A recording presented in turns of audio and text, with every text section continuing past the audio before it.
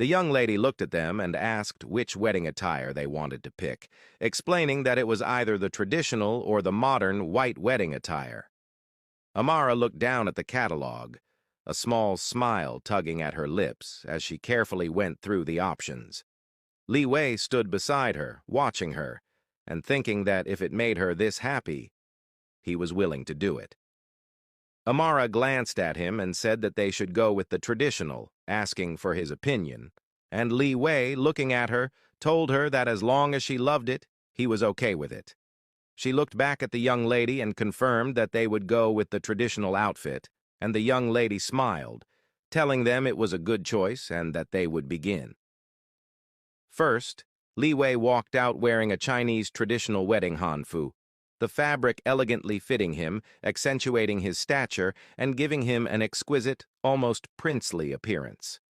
People whispered as he passed, commenting on how handsome he looked, how he seemed like a real-life prince.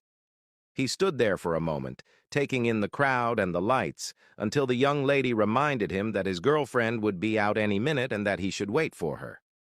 He nodded patiently, and after a few moments, Amara walked out.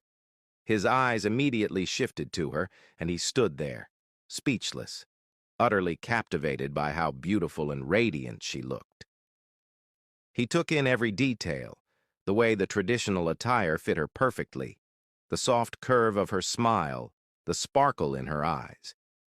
She slowly walked to him and stood before him, looking up at him, and he kept his gaze locked on her, telling her that she looked stunning, like a real-life princess.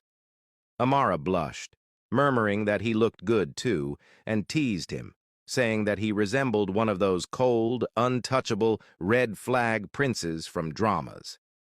Liwei chuckled softly and told her that maybe if they had lived in those times, he would have been exactly as she described. He stepped closer, taking her hands in his, gazing deeply into her eyes, and told her that he couldn't wait to have this kind of moment for real, to marry her for real, and that all he wanted was to finally make her his, to proudly be with her and start over together. Amara smiled, looking into his eyes, and told him that she couldn't wait either.